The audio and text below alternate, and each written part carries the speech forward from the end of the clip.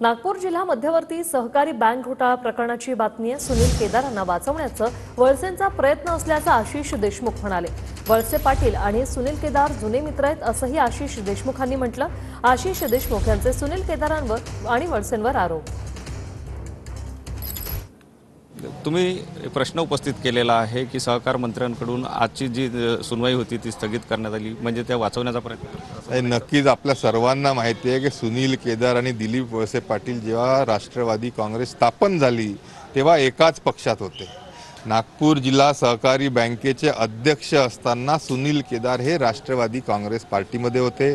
आज त्यांची असलेली हिअरिंग ही देखील तडकाफडकी अपरिहार्य कारणासाठी समोर त्या निमित्ताने का ढकलण्यात यावी आणि यामुळे आमच्या सर्वांसमोर प्रश्नचिन्ह निर्माण झालेलं आहे।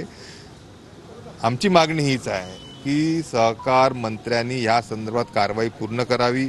1444 कोटी रुपये सुनील केदार आणि दोषी असलेल्या व्यक्तींकडून वसूल करावे आणि ते जिल्ह्याच्या सर्व शेतकऱ्यांकडे आणि खातेधारकांना वाटप करण्याच्या दृष्टीने 2 महिन्यामध्ये सोय करावी। कॅमेरामन साईसह सुनील ढगे, TV9 मराठी, नागपूर।